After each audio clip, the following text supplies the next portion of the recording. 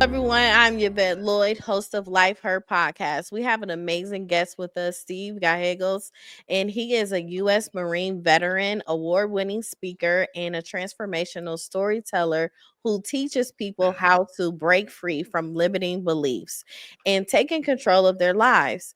Known as the Story Dude, he empowers others and stop living by old scripts and starting directing their lives into their true desires. From convincing the president to help him become the U.S. citizen to inspiring audience and worldwide, Steve brings a bold energy, unforgettable stories, and also real life strategies that can change lives. Hey, Steve, how are you?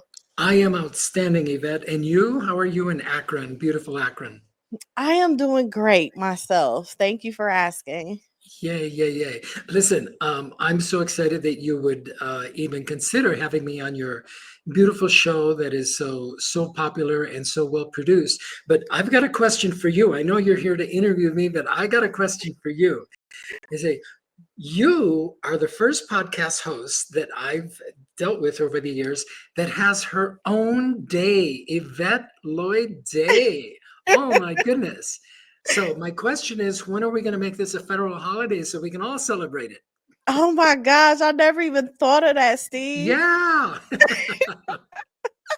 Oh my goodness. And you know what's so crazy? You're probably one of my first guests that actually dug deep and actually looked into who I am and what I've done and who I was before podcasting. So I really Yeah. appreciate that. You are so welcome, and I'm surprised to hear that not a lot of guests do this because, I mean, you research us, and we should research you too because this is a two-way street, right? It's a conversation, and I think this is how we need to show up in the world, regardless of whether we're being interviewed on a beautiful show like yours or going on a job interview. You know, you've got to interview, you've got to research the company you're going to go work for, Yes. and if you're going on a date. You should definitely research the other person you're going to be meeting. Yes, indeed. You have a point there. Yeah, yeah. Yes, but going federal, I've never thought of it. I don't even know the process of it. I wouldn't know where to begin or nothing. That just came literally out of nowhere. I was very blessed with it and I was thankful for it. Well, I'm going to beg to differ. It didn't come out of nowhere. It came because you're just a phenomenal human being doing right by the world and right by God. And people recognize that, right? In big or small ways. And it's beautiful when it comes to you unexpected, like you didn't apply for it and you didn't say, "Ooh, I'm going to make sure that I get an Yvette Lloyd Day." It's just, no, you do what you do it to your best, and somebody recognizes that. And that's a beautiful thing. Yes, it is. Thank you for that. You made my day. Yeah. So let's get to you, Steve, because you are amazing yourself. So your story is like far from ordinary. A Marine, storyteller, speaker, and even a presidential influence. Can you take us back to the moment when you realized that your life was meant to be rewritten and also lived on your own terms? Mm. Um, that's a very interesting question, a very important question, and I'm glad you asked it. Uh, the thing is, Yvette, I didn't realize back at the time. I don't even think I realized when it happened that okay, I'm going to rewrite my life, right? Because that takes awareness, it takes intention, it takes conscious bringing forth of the ideas and formulating a plan. All I knew was that at 17 years of age, I find myself coming home from school one day, well, a couple of days actually, going up to my bedroom closet, sitting on the edge of the bed, and taking out the plastic dry cleaner bag that I had hidden in my closet, and wrapping it around my head, trying to extinguish my life because I didn't feel worthy. And this is the programming that I received growing up all through the 17 years prior, that I was good for nothing, that I was worthless, and so. And I know a lot of people feel that way today, right? They feel useless and they feel, what is my purpose? Where is my value in the world? And Mhm. so, we just get to this point of despair. And it's in those moments that we either wake up to the fact that there might be another opportunity for us, or we never wake up from this bad dream. And a lot of people sadly leave the world much too early because they don't, maybe they didn't receive the message. Maybe they didn't know how to listen or how to feel for that inner voice that says, that told me, no, Steve, there's something better for you on the horizon.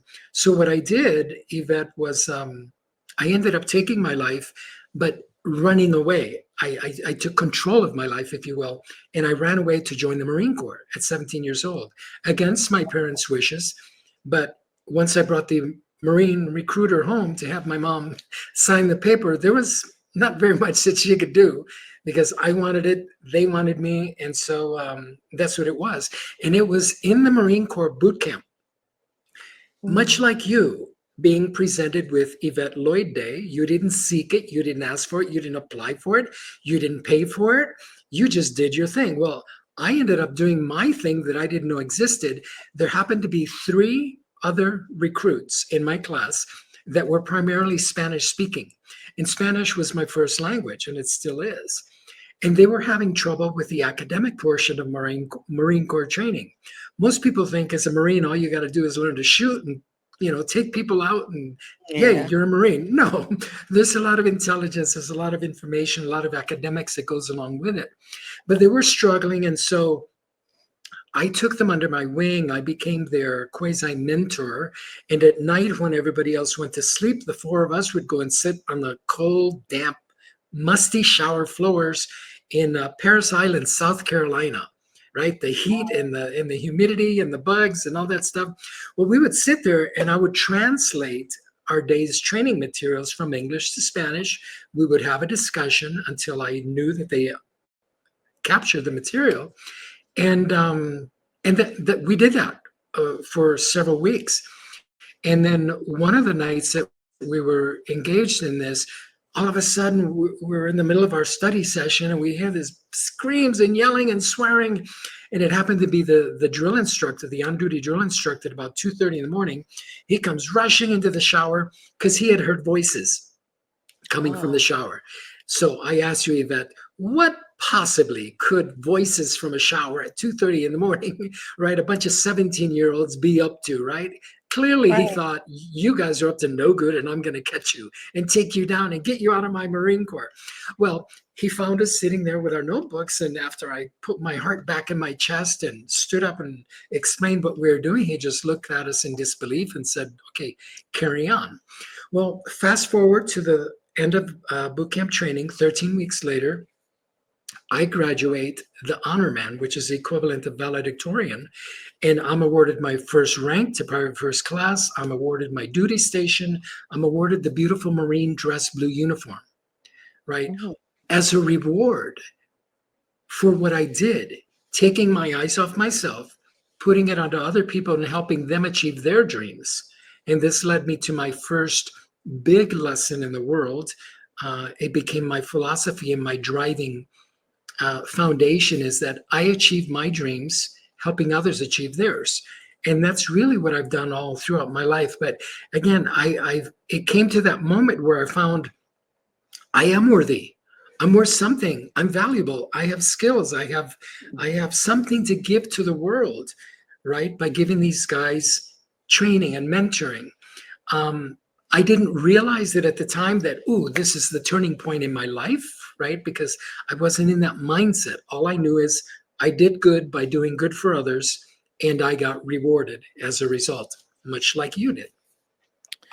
So when you were in that moment in the beginning stages, to just even find yourself end up rewarding other people and helping others, how did that make you feel, and what led you in that path from your parents not agreeing with you going in that destination, but you just creating your own path and creating your mindset? That's like a strong thing to do. I always had that problem with my mom too, but like our outcome becomes amazing, but we find ourselves pouring into other people, and that's what accumulates us to be a lot more successful than we could even imagine. And just hearing other people's stories and everything, it strengthened us.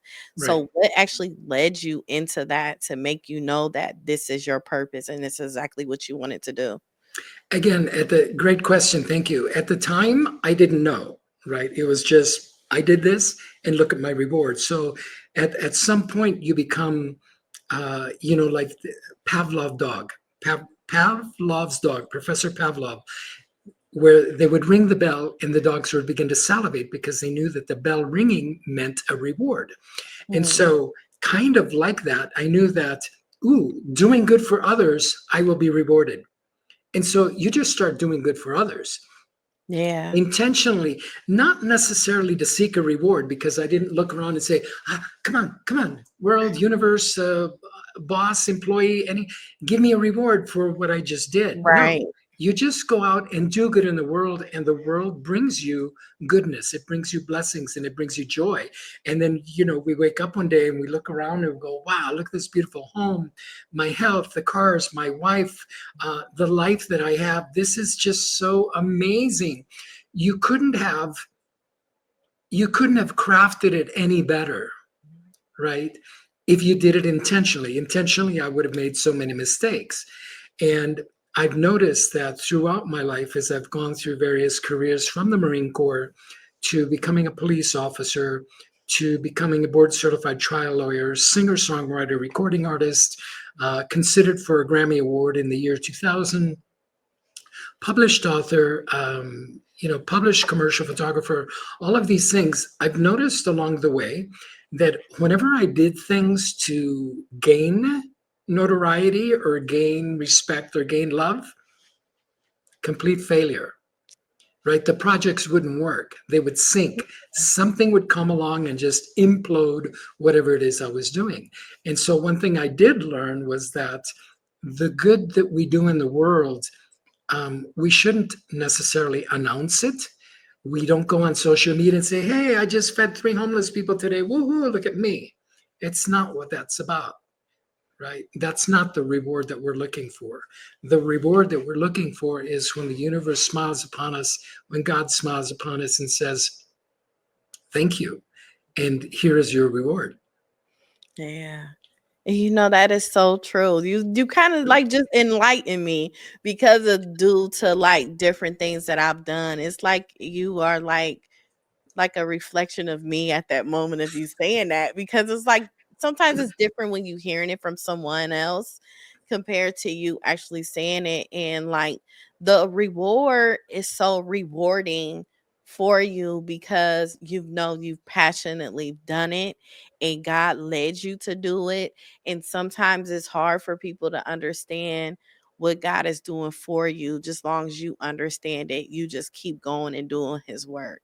Indeed. And you just highlighted a beautiful point. The idea is that we should do for others without expectation. Yeah. And this goes so true in relationships. And I know that a lot of your listeners are probably entering new relationships, seeking a relationships, ending relationships, or they're in the middle of a conflicted relationship and don't know what to do. But what you just pointed out, Yvette, is that we should let go. And this takes training. And this is where you should work with someone like Yvette or like me or one of the other beautiful guests that you've had on your show that provides this kind of experience training, is that we have to learn to let go of the need for Yeah. others to do things for us, Mm, right? that's Because when good. if I expect my wife, right, expectation, if my expectation is every morning my breakfast is served, every day I come home from work and dinner is served, every day she's in makeup and beautiful clothes and looking like a Hollywood starlet, or if I expect her to make me feel more like a man or more this or that or whatever, there's going to come a time when she's going to forget, she's going to be unable to, she's going to not want to, or whatever other reason is going to interfere with that expectation. Now, all of a sudden, I'm sad and I'm mad and I'm upset, and we have conflict in our relationship. Whereas if I just let her be and I be, and we're both happy and joyful just because, and we just do things for each other just because, like our desks face each other in our home office. And every time I get up, I'll look at her water glass and say, honey, do you need more water? No big deal, no expectation. I'm going to the refrigerator to get more water for me. Let me see if she needs some too. And then you know what? When she gets up, she says, I'm going to go get something to eat, a snack. Would you like something? And all of a sudden, we're just in this world of trying to outdo who can outdo each other, not Yeah. for any specific reward, but just for the joy that we get out of seeing my wife's face when I bring her something, right? Or when I smile at her, or when I, whatever. And if more couples did this, you would see the conflicts, the challenges in the relationship really disappear. Not to say that we don't have challenges, we disagree on things, and we have discussions about money or where we're going for dinner or what that person did or said, or those kinds of normal things. But it's certainly my marriage, my current marriage, because of these dynamics, is heaven on earth, and it never used to be before in any relationship. Yeah. And what comes with that by having these high expectations for people, I feel like sometimes people really doesn't know the person the way they should know them. And character means a lot, and actually getting to know a person, it means a lot too. You have to know everything within that person more or less than you seeing the out of them, because some people, you're raised different. God created you to be different, and you can't expect you out of another person, but you can expect knowing who they are, and that's just them, and they like didn't do it intentionally. Right. So it's like a difference in that, and it takes a special person to actually just accept a person for who they are and either love them the way they are or go to your separate ways. Beautiful point. And for your listeners, we can all become that special person. Yes. Like Yvette just said, knowing and wanting to know who the other person is. The way we do that is not by asking, who are you? Right? What Hmm. are you? What are you looking for? What are you hoping to do? They're important questions, and we can have those in conversation. But the way to learn about the other person, or to have them learn about you, again, is to let go of the expectation and allow them to be themselves. Because when we get into a relationship, in the beginning of the relationship, we have this expectation. I want to appear like this elegant, gallant, well mannered, professional individual, that I have money, that I have status, that I have this, that. So I go to the restaurant and meet my future wife, you know, acting, right? Acting Yeah. in this particular way. And then when we when she likes and falls in love with that person, it's not me all the time. Now she's in my house, or I'm in her house, her apartment, whatever, and she sees, the dirty clothes on the floor, and she sees the unmade bed or dishes in the sink, and she starts wondering, where's that elegant, well-mannered, clean, controlled gentleman that I met? Right? And it's that expectation that it's my fault for having set up that false expectation. It could be that I'm well mannered and gentlemanly and all of these things, and I am. But the trick is to allow the other person to be themselves and not put pressure on them to be a certain way, or to act a certain way, to Yeah. behave a certain way. Because the sooner that they behave in a way that you don't like, that's wonderful. Because that's the sooner that I do or do not want this kind of relationship, right? But it's in the beginning, we all try to be this perfect person so that the other person will like us. And then we get behind closed doors a couple weeks, a couple months down the road, and we start really being ourselves, dressing in sweats, not taking a shower that day, our hair up, no makeup, and all of a sudden, Mr. Boyfriend over there is disillusioned with, where's the starlet that I've been going out with, or on the other side, her too, right? Where's this canyon man, this beautiful mountain man that all of a sudden is just sitting there watching TV and not wanting to get outdoors and hike like we did when we first met. And so we can do that. We can just be ourselves from the beginning, allow the other person to be themselves. And that is how we can get to the core of the other person much, much faster. Yes, definitely. So you say you're a rule breaker Oh, yeah. in the best way. So what was the moment you bent the rules and convinced the president to help you become a US citizen? And what lesson did and that you teach in that moment about your personal power and possibility? Oh, what a great question. Um, it was, I've had some, you know, they don't, like you, right? You've had such a beautiful dynamic background and you've done so many wonderful things and been rewarded at various different levels. And then you look back on it and it's different when you hear someone else repeat those things to you, right? Yeah. Because we don't sit there and dwell in the, oh, I'm so great because I have a day named after me and all of these other things. And it takes for someone to bring it up and say, "Hey, how'd you do this?" And we go, "Yeah, you know what? That was pretty cool, wasn't it?" Um, I was out of the Marine Corps. I was in Santa Barbara, California, uh, having worked as a police officer. And during that time, when I joined the Marine Corps, I was not a U.S. citizen. I was born in Chile, arrived to this country legally, mind you, everyone, legally arrived in this country, legally at the age of 7, along with my parents, my family, brothers. And there was never left the country between the age of 7 and 17 when I joined the Marine Corps. But the Marines said, no problem. As long as you're willing to serve, you don't have a criminal history, you're welcome to join us and become one of the few good men. Mm.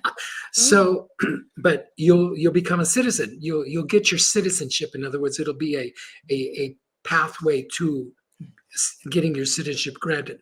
So I served in the Marine Corps, got out, became a police officer, still not a U.S. citizen, and living in Santa Barbara. And one of those weekends, and it was a very popular thing to do back then, which was we would travel for the weekend to Mexico. We'd go down south, San Diego, cross the border, and spend the weekend in Ensenada or Tijuana, just having fun, going out dancing, restaurants, and it was very, very inexpensive back then. So you who know Mexican food and you have a liking for it, imagine going and having this full course lobster, shrimp, margaritas for $20. Right? Oh, Where can you find that these days?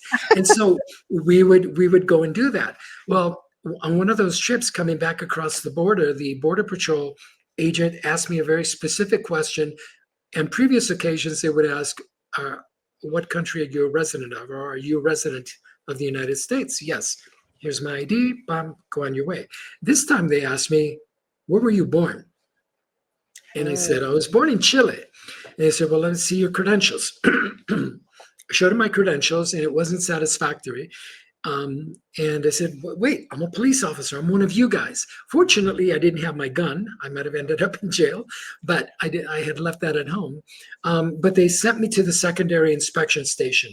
They questioned me for a number of hours, threatening to send me back to Mexico so that I could deal with it at the embassy the following day. And I said, dude, I got to go to work tomorrow. Please let me through. So they made me pay some money and said, within 2 weeks, you have to report to the immigration service in Oxnard, California, and get this straightened out. I said, yes, sir. On my way, within those 2 weeks, I report to the INS station in Oxnard, got everything taken care of. They stamped a 6-month temporary visa in my Chilean passport, within which time I was assured that my citizenship application that I had filed long before would be processed. Well, 6 months go by, Yvette, nothing. I'm now an illegal alien subject to deportation. man. Look at that. Having served as a Marine, having been a police Yeah. officer, and now I'm in law school, right? I had quit the police force and I'm in law school at this time. Well, I'm in law school going at night. That was one of the rules that I broke. I got into law school without having an undergraduate degree. In most cases, you need an undergraduate bachelor's degree. I got in based on my military training, my police training, and having passed an exam, right? Yeah. So I broke that rule. Second is that I'd quit the police force and I was parking cars during the day. And the parking service that I worked for was hired by the U.S. Secret Service to Mm, provide valet parking services for then President Ronald Reagan and his wife Nancy, because the Western White House was in Santa Barbara, north of Santa Barbara, in Santa Ynez.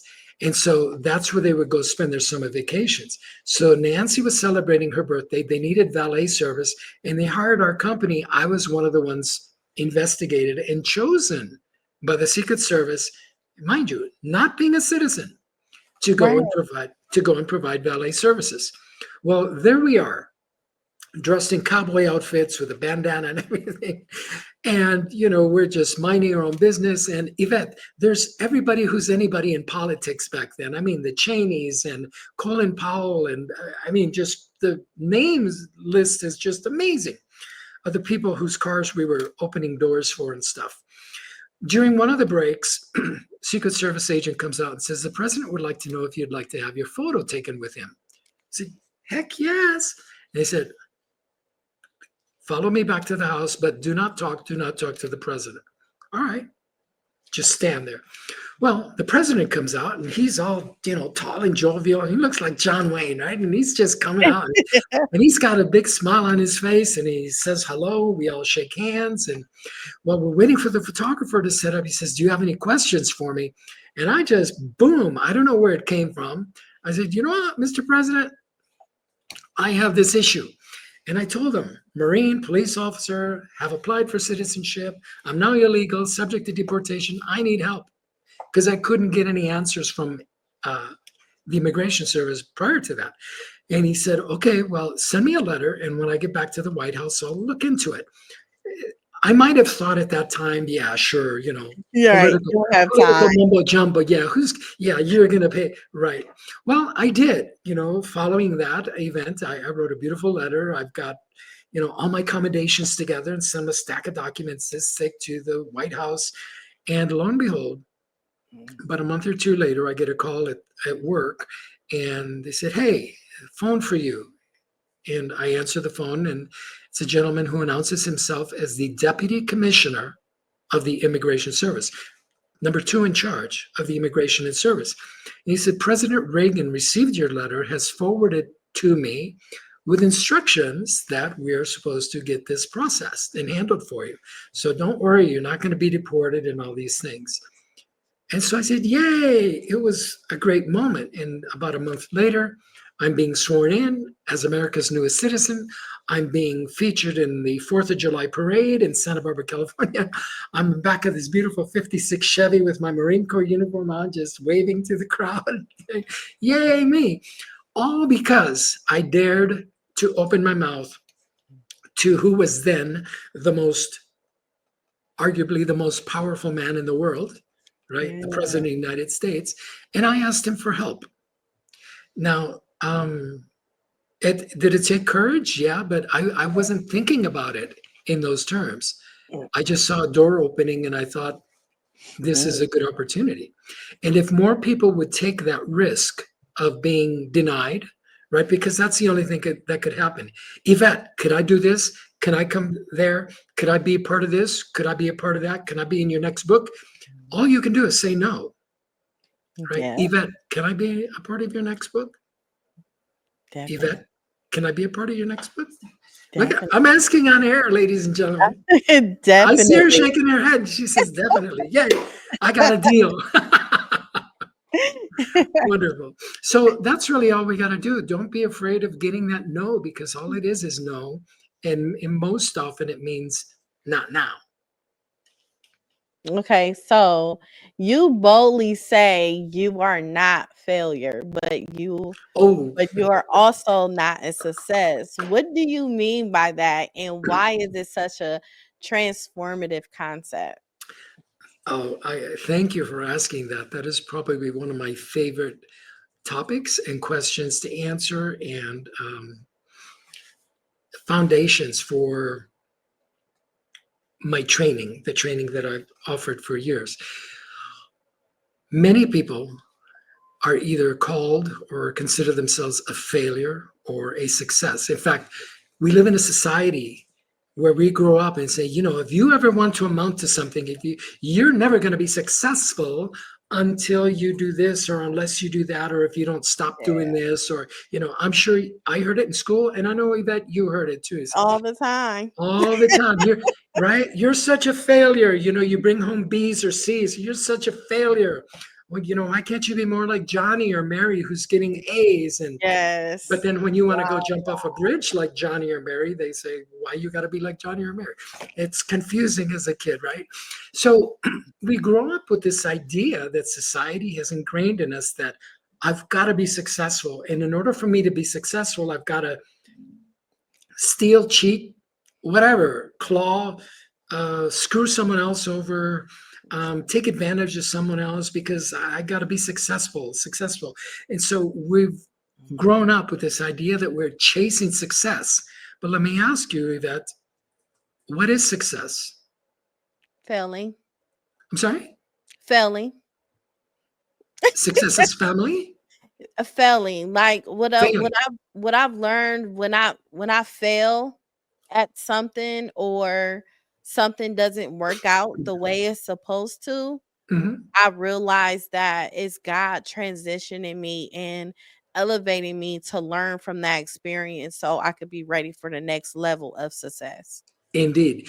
You succeeded in determining that what you did didn't work out, right? Yes. But we could ask any other number of your beautiful listeners what success is.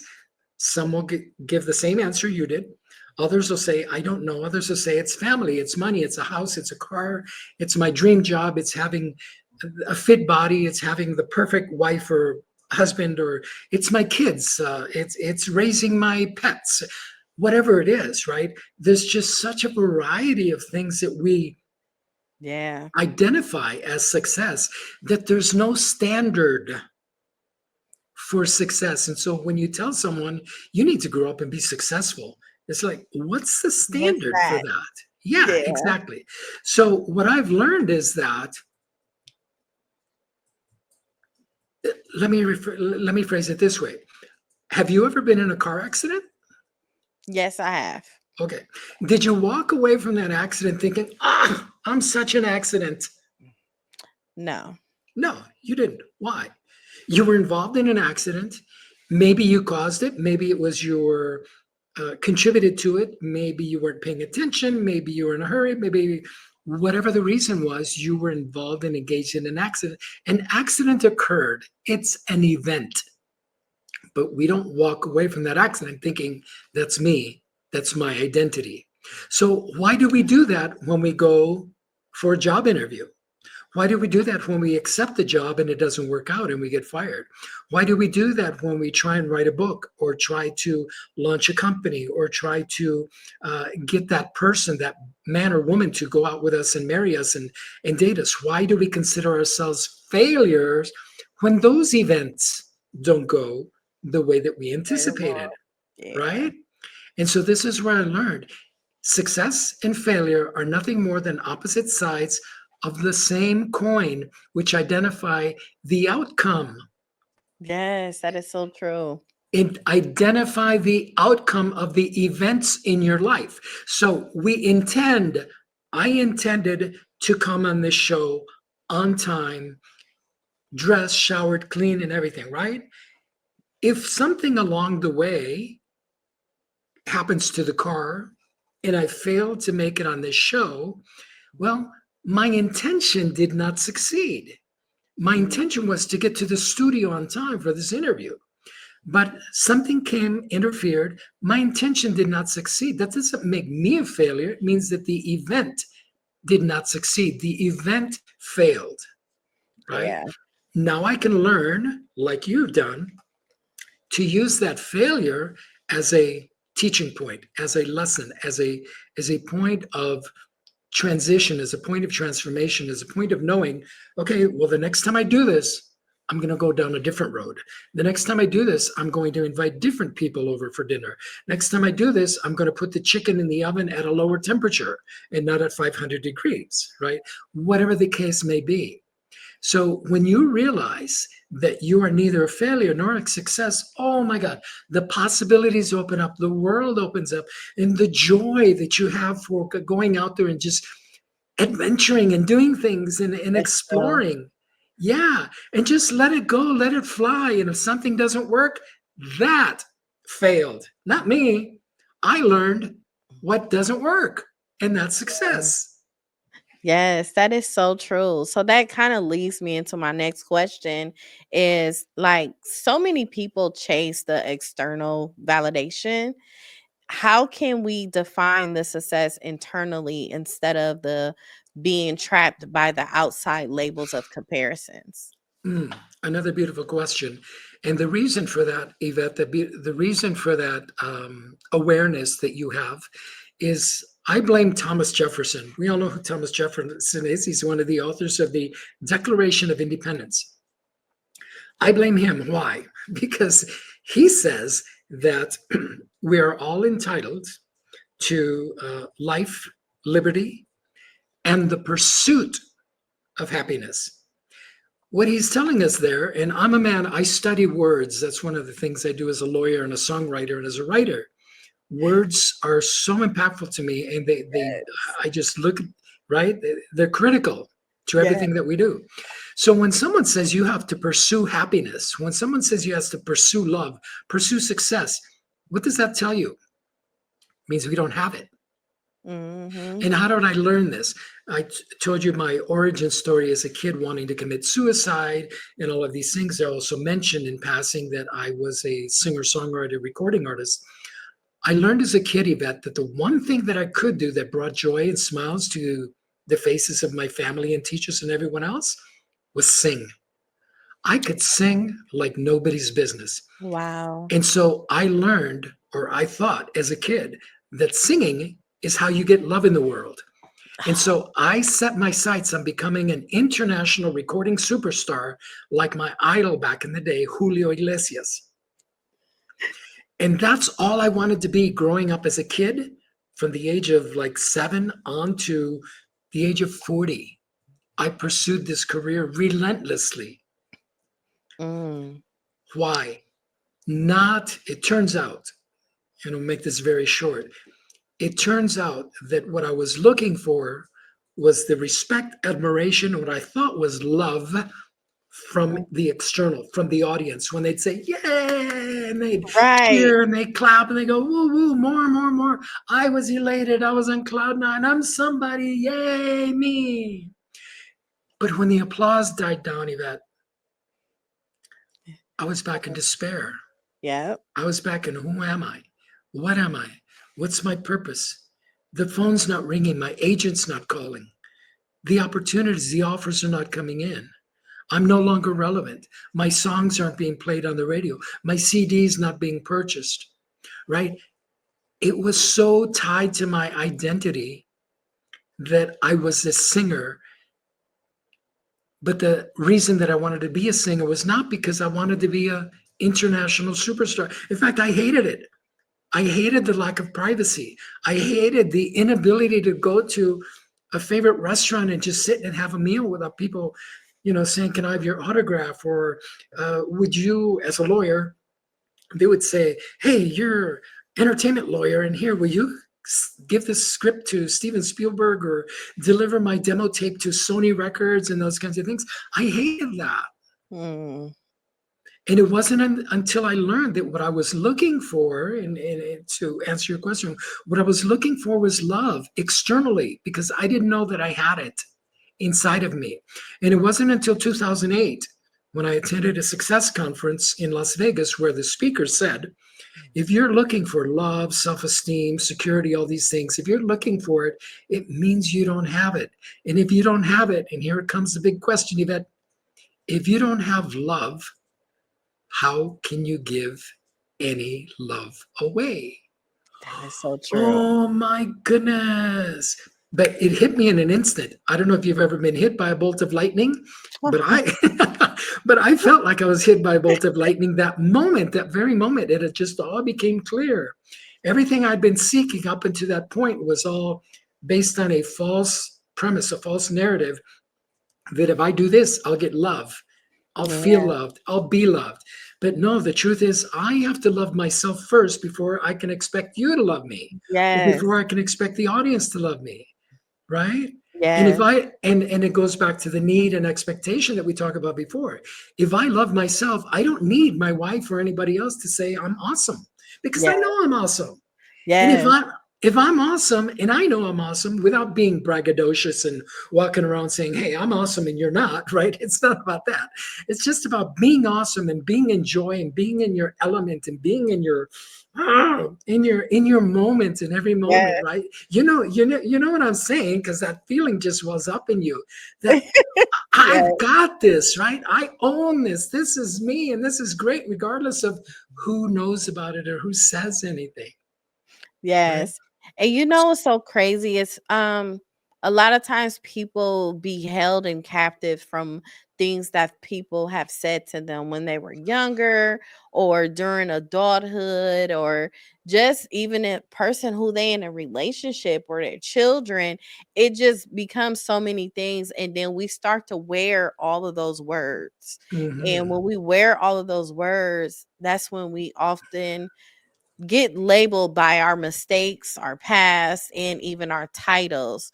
So, like, how can someone reclaim their identity and rewrite how they see themselves? God, I love your questions. This is awesome, awesome, awesome. All we got to do, Yvette, is stop and yell, "Cut!" Just like the director in a movie. And this is the premise of my upcoming book that's going to be released here in about 30 days before Mother's Day. It's called Unshackled, and it's for the woman who's ready to yell cut and write and direct her own life. Because as you just pointed out, we've been programmed since before Yes. we were born, all these ideas about what it is to be in the world, what the world means. We've been Hmm. programmed how to react and how to respond to conflict, to if we watched or while we were still in the womb, if our parents were fighting and being violent and aggressive to each other, guess what? That's how we learn to navigate relationships. So when conflict arises, the man goes off and hits the girl goes off and hits the man. We yell and scream and shout and throw things, not because that's who we really are, but based on what we learned. Yeah. That is all learned behavior, right? And so we've been programmed since before we were born. And unless we become aware that we've been programmed by someone else, parents, teachers, siblings, television, social media, we're being programmed all the time. Unless we become aware of this, we cannot then take charge and yell cut. We just simply live the role, we play the role, we act in the role that someone else has assigned us to. Oh, you're just a Black woman. You're going to be a secretary for the rest of your life. Okay, I'm a secretary for the rest of my life. You're a Hispanic dude. You're going to go out and be a construction worker and work in the kitchen in restaurants. Okay, I'm Mhm. Hispanic. So that means I'll never be a lawyer, never be a police officer, no, never be a superstar singer songwriter. No, we need to learn that all of that programming is just that programming, and we can change it. How? Yes. By recognizing that we are much more than the actor in somebody else's story. In order to become the actor in our story, we need to do what the director does when they're filming a James Bond or a Tom Cruise Mission Impossible movie or Shrek, whatever it is, movie you like. If the scene is not going in accordance with the director's vision, they stop and yell cut, and then they call the actors over. They call this person over, the caterer, the costume people, and the writer, and they say, this needs to be changed. This needs to change. You're fired. You're out and you're in, right? You make these changes, and we can do that in our lives. It takes some training. It takes some knowledge. It takes some guidance. But the basic premise, Yvette, is that we can do it anytime. So if you're at work and your boss is mishandling you, manhandling you, or abusing you, or of your time, taking advantage of you. If it's a coworker, if you've complained and nobody's doing anything about it, it's really up to you to yell cut and say, no more. This, I don't need this job. There's other jobs out there. I don't need this violence in my relationship. There's other relationships out there. I Mm-hmm. don't need this food that keeps dragging me down. I don't need this alcohol. I don't need this cigarette or whatever it is that's impacting you in a negative way, right? If you're sick and tired of being sick and tired, just yell cut on whatever that thing is and learn to rewrite it, become the producer and become the director so that you can supervise here going forward how this story is going to end. You just say, it's not going to end this way. It might be this way now. I might have allowed myself to get into this situation. Maybe it's not my fault, and it's not your fault. I'm telling you, it's not your fault. It's your Yeah. programming. You've And been programmed. But now that you know, after you listen to this episode, oh boy, if you continue to do and on that path that you're on that doesn't serve you, well, that's on you. But if you yes. want to learn how to get out of it, contact Yvette. She'll let you know.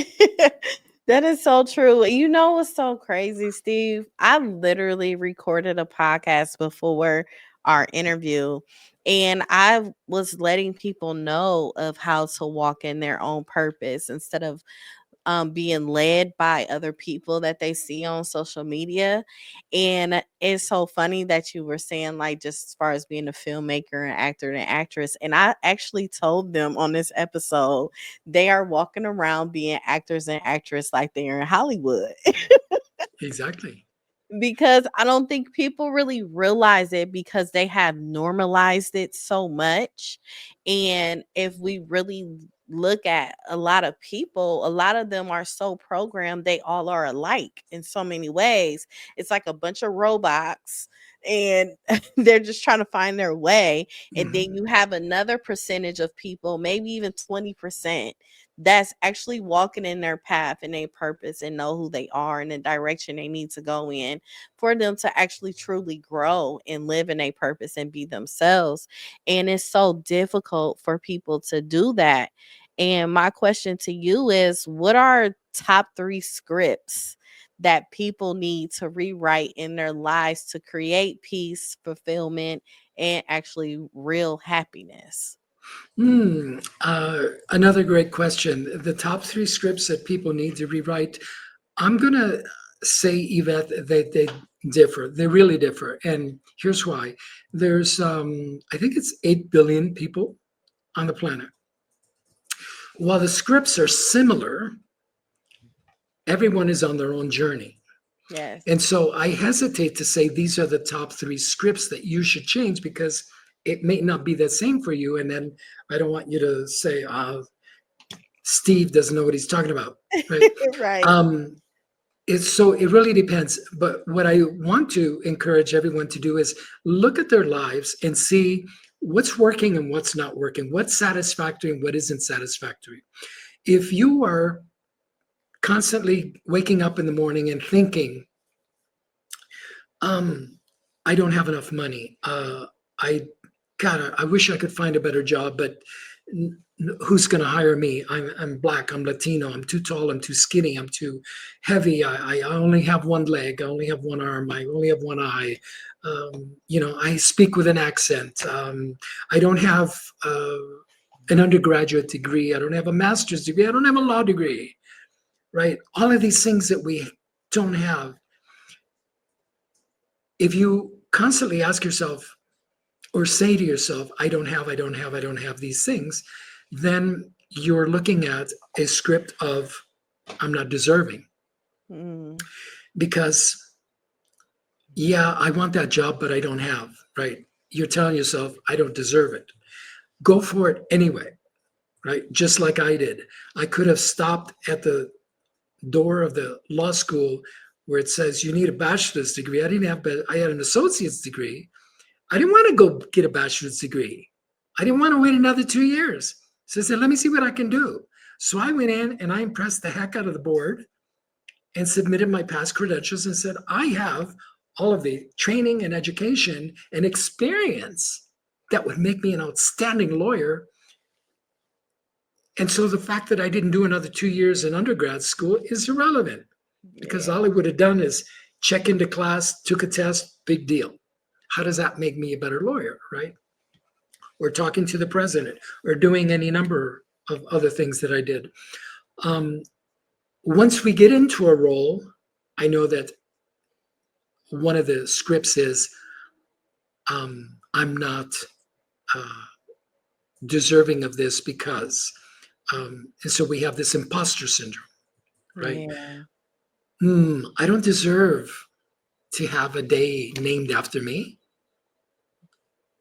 Says who, right? Yeah. I don't deserve to run my own company. I don't deserve the promotion. One day they're going to see I'm a fake. One day they're going to see that I don't have the education, that others are better qualified than me, better suited, and so they're going to find me out. And so it prevents you from being your best self in that particular role, or being married, right? Look at, for example, Meghan Markle. She married into the royal family, yet she was Yeah. just an ordinary princess, right? Like the rest of the world. She was an actor. And I don't know how she met Prince Harry, or how that came about. But I'm sure that at the very beginning, if not to this day, she doesn't think, wow, you know, do I deserve this? I mean, look at all Yeah. this, right? I'm just a normal kid, right? A normal girl. And here I am married to a prince, That's known true. globally around the world. And all of a sudden, she thought she was popular as an actor. Oh my goodness, now the whole world knows her and is into her life and those kinds of things. So I'm sure that, people like that also deal with the imposter syndrome. And then the other thing is your relationships. Uh, if you're in a relationship that is not serving you, let's say that there's violence and aggression, Yeah. you're not being allowed to pursue education, you're not being allowed to have friends, or to do your own thing, to go out and pursue the business, or the career that you want, the job that you have, or do the travel or adventure. You're saying to yourself, the other script is, I'm not worthy of anything different than what I have now. And if you feel that way, if you feel unworthy, undeserving, and as an imposter, you're going to really limit the life that you can build for yourself, right? Mm. And I know, Yvette, you've gone through many, many challenges, right? You've had health challenges, and you could have succumbed to that. You could have said, I have this, and this is what I can't go beyond this disease or this Right. illness that I have, right? But no, something inside you said, this is not me. It may be here now, but this is not me. It's not what I want. In other words, you learned to yell cut on that Yes. disease. You learned to yell cut on a whole bunch of stuff, just That's like I have. And so that's what I'm encouraging the audience, your audience, beautiful audience, to do, is become aware of what it is that you don't like in your life right now. Health, fitness, job, career, not enough money, too much violence and aggression in the relationship, not enough joy and happiness. And you can change it. Yeah, it's not going to be overnight necessarily, and it doesn't not have to be easy. yeah. But if Yvette can do it, Oh if yeah. I can do it, right? Yes. And we're just two normal human beings walking this planet, Yeah. finding our own way, just like you. And we came across information. That's what it is. We came across information. We didn't just say, that's bumper sticker wisdom. We dove deep, right, into the Yeah. essence of, well, really? What does this mean? Is this really possible for me? And you'll learn that the answer is yes. Everything is possible for you. Oh yes, definitely. So if you could leave our audience with one line to write on their first page of their new life script, what would it be? Hmm. First page of the new life script. Another beautiful question.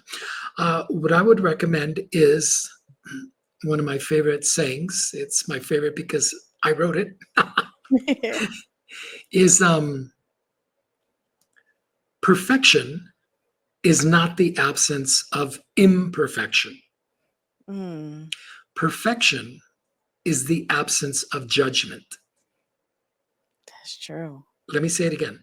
Yeah. Perfection is not the absence of imperfection. because there will be imperfections. Perfection is the absence of judgment. And let's look at the simple, it's Easter weekend as we're recording this. And a lot of moms, a lot of people, a lot of families are exchanging Easter flowers. Mm-hmm. If you look at any flower, some you might consider perfect. Why? Because they're beautiful symmetry, balanced color, all of the petals, all of the leaves are perfectly aligned and formed, and nothing's out of place. Yet the flower right next to it might have a petal that's folded over in a Yeah. weird way, or petals might be missing, or it's just a little askew. And let me ask you, is that flower any more beautiful than the one next to it? No, No. they're not. We don't look at flowers that way. Maybe, when you're picking flowers in a flower shop and you need these for a specific occasion for a photography shoot, and everything has to be so perfect for the photograph. That's not what we're talking about. We're talking about just in everyday life. We are those flowers. We are those flowers, ladies and gentlemen. You are perfect just the way you are. When you release judgment, and it starts by releasing your judgment of others, because Yvette, you said this earlier. You said it's like talking to you is like a mirror of my experience in my life and what I've been through, right? Yeah. Whenever we meet someone else, they are mirroring us and we are mirroring them. We're seeing ourselves in that other person. And Yeah. sometimes we see things that we like, and that's why we say, "Oh, I like this person because they have this, that, or the other. They went to this school, or they live in this neighborhood, or they drive this car, or they like the same food I do, or they breathe and I breathe." Right? We like this person. Yeah. And if that person has characteristics that are foreign to us or unusual or Turkey, is that whatever? Look at, I just made up a word. Look at that. Twerky. If they're twerky, not twerking, but if they're twerky, and we don't identify with that, we say, that person's a little bit different. Their accent, the way they talk, the foods they eat, right? All these things, all of a sudden we find through our judgment reasons to stay away and not align with that person, or Yeah. see them as less than, or sometimes we see them as more than, right? A lot of us say, "Ooh, they're way better than me because of whatever," right? But the truth is, we are all those flowers in that field. Go to your arboretum this weekend if you can, if it's nice weather, and just stand there and look at the beautiful tulips and daffodils and all of the other spring flowers that are coming up, and just marvel in that, and just become aware. Stay in that essence that is us. You're looking at a field of other humans, is all you're doing. So Yes. when you release judgment, my gosh, you will experience heaven on earth. Oh, definitely. So, where can our listeners connect with you and learn more about stepping into the director's chair of their lives? Yeah, another favorite question, and thank you for asking that. Where can they connect with me? Before they even think about connecting with me, ladies and gentlemen, listening to this show, whether you're listening this weekend or whenever it comes out, or you're listening to this 5-10 years from now, what I'd like you to do is to find Yvette Lloyd and send her a message, phone her, whatever you need to do, show up at her door with a cupcake, and just thank her for producing this show, because it is through this show that you are learning, not just from me, but all of the other marvelous guests that she's had on before and that she's going to bring to you here forth. You're learning and you're getting new insight and new experiences and new stories to let you know that you're okay, that you're amazing, and that you can do some wonderful things, because that's what you were brought to this earth to do, is to do some wonderful things. So thank her for that. All right. And because Yvette's, and then you can also ask her, how do I get a hold of Steve? Because she'll know. We're connected now. But if Yvette is too busy fielding her messages and sending out thank you cards to all of you that are knocking on her door saying thank you, you can simply go to Facebook or Instagram at Stevie G Success. you can go to my website, steviegsuccess.com, and go to the resources page. I don't ask for your email or anything. You don't have to send me money. If you want to send chocolate chip cookies, that's cool.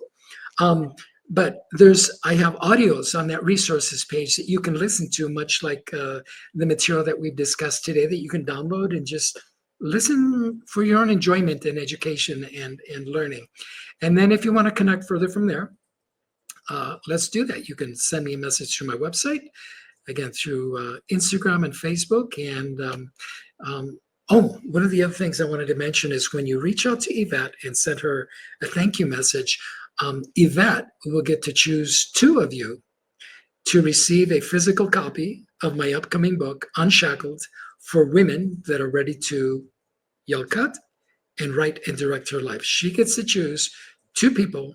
So you need to message her, connect with her, and she'll let me know who the two of you are, and I will send you an autographed copy of the book when it comes out. All right. Cut. Cut. That's right. Yes. Thank you, everyone, for tuning in to Life Her Podcast. I appreciate you all for listening and tuning in. Make sure you follow and subscribe on YouTube, and also listen to Life Her Podcast on all major audio platforms. Thank you. And thank you, Steve. Thank you. It's been my pleasure.